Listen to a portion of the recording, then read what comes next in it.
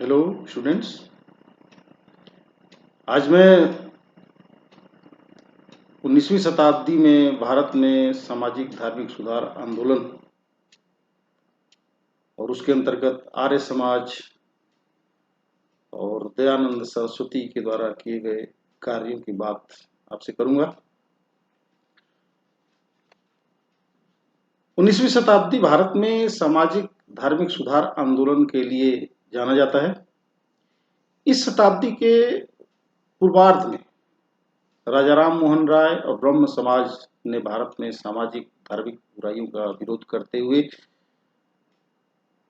उनके सुधार का सफल प्रयास किया था। सदी के उत्तरार्ध में स्वामी विवेकानंद और आर्य समाज ने उसी विचारधारा को आगे बढ़ाते हुए अधिक सक्रिय और व्यवहारिक कार्य किए।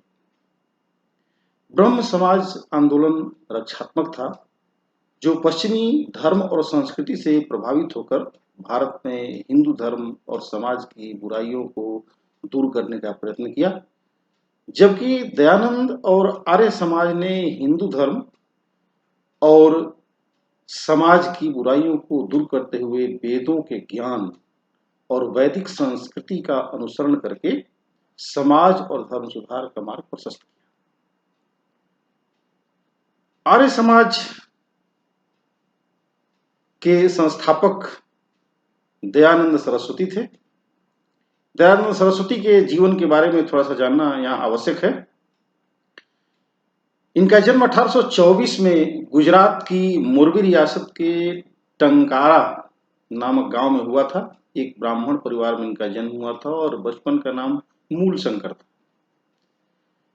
प्रारंभ से ही चूंकि ब्राह्मण परिवार से थे और कर्मकांडी परिवार भी था, इसलिए प्रारंभ से ही धार्मिक शिक्षा इनको दी गई थी और ये काफी प्रतिभाशाली थे। 14 वर्ष में ही इनको वेदों का ज्ञान हो गया था। अपने पिताजी के साथ मंदिर में प्रायः जाया करते थे, लेकिन एक दिन इनके जीवन में एक नया मोड़ आया। किसी कारण से रात में मंदिर में रुकना हुआ और इन्होंने देखा कि चूहा शिवलिंग के ऊपर चढ़ करके प्रसाद खा रहा है। तो इनके मन में जिज्ञासा पैदा हुई कि भगवान में क्या इतनी शक्ति नहीं है कि चूहे को प्रसाद खाने से रोक सके। इस संबंध में पिता से उन्होंने कई प्रश्न किए। पिता ने जो उत्तर दिया उससे इनको संतोष नहीं हुआ। ये इसी तरह के उधेड़बुन में लगे रहे। अंततः 1845 में इन्होंने घर छोड़ दिया, घर से निकल गए। साधुओं के साथ इनका मेलजोल काफी बढ़ा, जगह जगह घूमते रहे, साधुओं की संगति करते रहे, उनके वचनों को सुनते रहे और इस तरह से इनका ज्ञान वर्धन होता रहा। 1848 में स्वामी परमानंद से इनकी मुलाकात हुई और ये इनके शिष्य बन गए। स्वामी परमानंद ने ही इन्हें दयानंद नाम दिया। गुरु की दीक्षा प्राप्त करने के बाद 8 वर्ष तक ये ज्ञानार्जन के लिए और सत्य की खोज के लिए दर दर भटकते रहे, घूमते रहे। इसी बीच 1860 में मथुरा में स्वामी बिरजानंद से इनका संपर्क हुआ। ये बिरजानंद के शिष्य बन गए। बिरजानंद बहुत बड़े विद्वान थे संस्कृत साहित्य के। उन्होंने विवेकानंद ने उनसे बहुत कुछ सीखा। उन्होंने बिरजानंद से पाणिनि व्याकरण, पतंजलि महाभाष्य, वेदांत सूत्र आदि ग्रंथों का अध्ययन किया। बिरजानंद ने उन्हें उपदेश दिया कि लोगों को वेदांत की शिक्षा देकर उनके अंधकार को दूर करो। समाज में जो वेद शास्त्रों के बारे में, ईश्वर के बारे में जो अंधेरा फैला हुआ है, उसको दूर करने का आदेश बिरजानंद ने उन्हें दिया। अब तक दयानंद संस्कृत के उद्भट विद्वान और वक्ता बन चुके थे। उनकी वाणी पर सरस्वती का निवास हो गया हो ऐसा लगता था। संस्कृत में धारा प्रवाह बोलते थे और जगह जगह घूमकर विद्वानों से शास्त्रार्थ करते थे और इस बीच वो केवल संस्कृत ही बोला करते थे।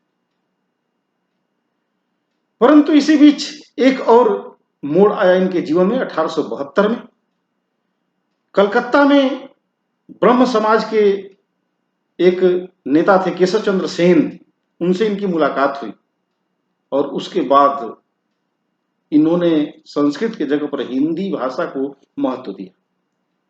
अब वो संस्कृत के बदले हिंदी भाषा में लोगों को उपदेश देते थे, समझाते थे और इस कारण से चूंकि ये लोगों की भाषा थी, उत्तर भारत में अधिकांश लोग हिंदी भाषा बोलते और समझते थे, इसलिए इसका प्रभाव जनता पर ज्यादा हुआ। 1874 में उन्होंने अपनी एक पुस्तक लिखी जो काफी प्रसिद्ध हुई, जिसका नाम हम जानते हैं सत्यार्थ प्रकाश। आगे चल करके 1875 में ब्रह्म समाज और प्रार्थना समाज से प्रभावित होकर के इन्होंने आर्य समाज की स्थापना की। 1879 से 1881 तक इन्होंने थियोसॉफिकल सोसाइटी के साथ मिलकर के धर्म और समाज सुधार के कार्य भी किए। बाद में दोनों के रास्ते अलग हो गए। 1883 में 30 अक्टूबर को 59 वर्ष की आयु में उनकी मृत्यु हुई।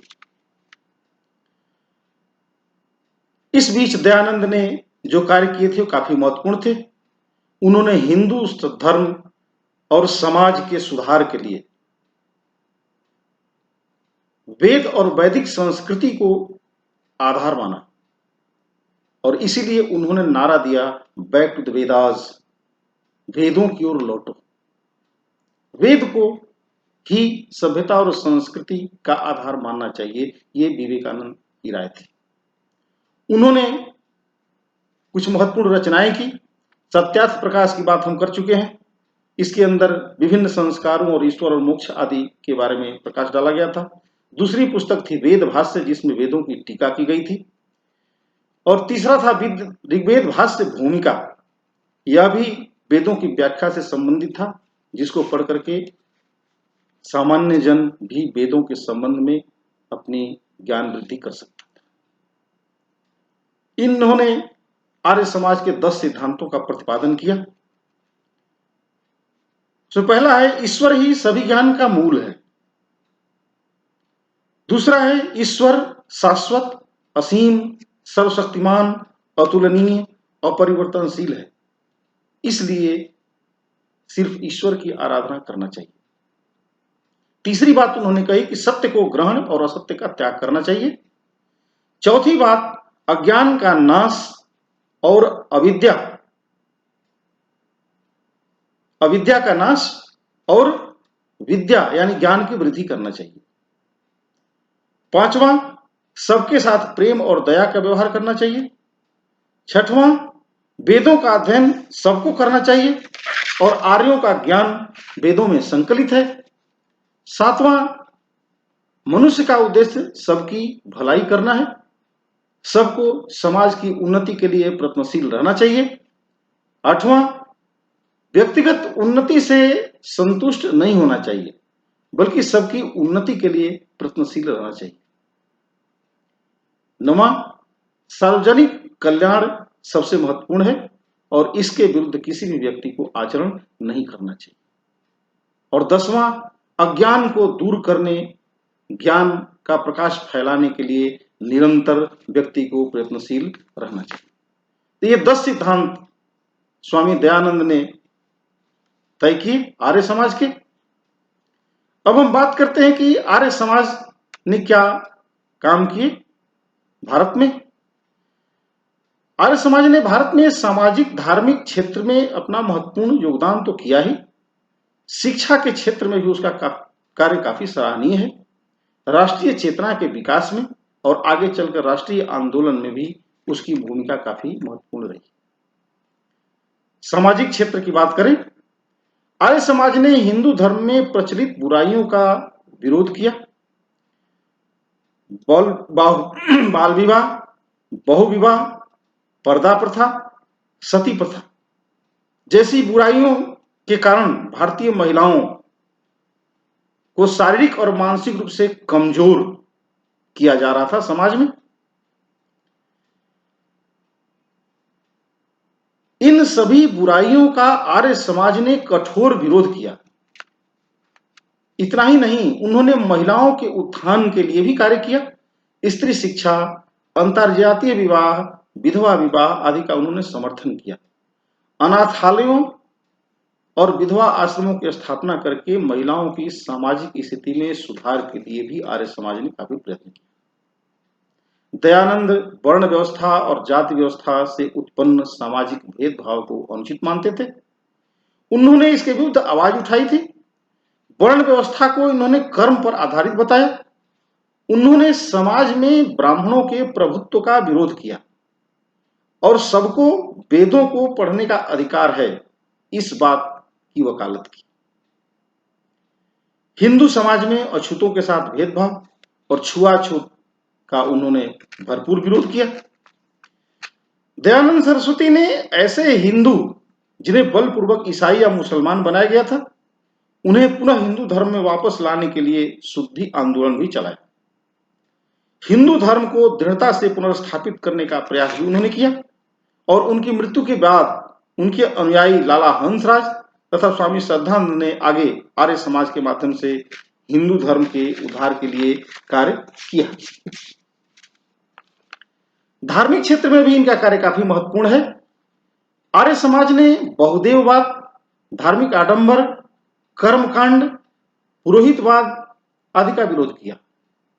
इन्होंने पाखंड और जटिल कर्मकांड के स्थान पर वैदिक रीति से सरल तरीके से यज्ञ, हवन, प्रार्थना और सत्संग का विकल्प दिया। बहुदेववाद और मूर्ति पूजा के स्थान पर एकेश्वरवाद और निराकार ब्रह्म की उपासना की बात इन्होंने की। हिंदू धर्म की जटिलता को समाप्त करके उसे सरल रूप में प्रतिपादित कर हिंदू धर्म की श्रेष्ठता को पुनर्स्थापित करना आर्य समाज का प्रमुख लक्ष्य था। राष्ट्रीय क्षेत्र में भी इनका कार्य कम महत्वपूर्ण नहीं है। दयानंद ने हिंदुओं में आत्मसम्मान की भावना जागृत की। भारतीय संस्कृति की श्रेष्ठता को प्रभावित करके इन्होंने विदेशियों को भी भारतीय संस्कृति की ओर आकृष्ट किया। राष्ट्रीय आंदोलन के उग्रवादी विचारधारा के नेता लाला लाजपत राय,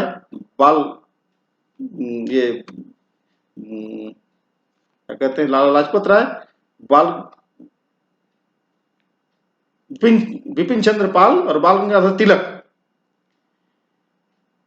इनके ऊपर इनके विचारों का स्पष्ट प्रभाव देखा जा सकता है। दयानंद सरस्वती के कार्यों में हिंदुओं ने स्वाभिमान और देश प्रेम की भावना जागृत किया। इसके साथ ही शिक्षा और साहित्य के क्षेत्र में भी इनका काम काफी महत्वपूर्ण है। आर्य समाज ने इस क्षेत्र में भी काम किया। शिक्षा के क्षेत्र में काफी महत्वपूर्ण काम इसका आज भी दिखाई देता है। दयानंद शिक्षा के लिए काफी प्रयत्नशील थे। उन्होंने स्त्री शिक्षा की वकालत की और शिक्षा में जातिगत भेदभाव को उन्होंने अमान्य किया। वे शिक्षा में प्राचीन गुरुकुल पद्धति के समर्थक थे, परंतु पाश्चात्य शिक्षा और पाश्चात्य ज्ञान विज्ञान को भी महत्व देते थे। उनकी मृत्यु के बाद आर्य समाज शिक्षा के परस्पर दो गुटों में बट गया। एक दल लाला हंसराज का था जो पश्चिमी शिक्षा का समर्थक था, और दूसरा ये मुंशी स्वामी श्रद्धानंद, मुंशीराम, दूसरा लाला मुंशीराम जो स्वामी श्रद्धानंद के नाम से प्रसिद्ध हुए। तो लाला हंसराज ने डीएवी स्कूल और कॉलेजों की स्थापना की, जिसमें आधुनिक शिक्षा प्रणाली से शिक्षा दी जाती है, और मुंशीराम जो बाद में स्वामी श्रद्धानंद के नाम से प्रसिद्ध हुए, उन्होंने हरिद्वार में गुरुकुल पद्धति के आधार पर गुरुकुल कांगड़ी की स्थापना की। इस प्रकार आर्य समाज ने भारत में सामाजिक, धार्मिक, राष्ट्रीय और शैक्षणिक क्षेत्र में महत्वपूर्ण कार्य किए। यही कारण है कि 19वीं शताब्दी के सभी सामाजिक धार्मिक संस्थाओं में सबसे ज्यादा लोकप्रिय आर्य समाज हुआ।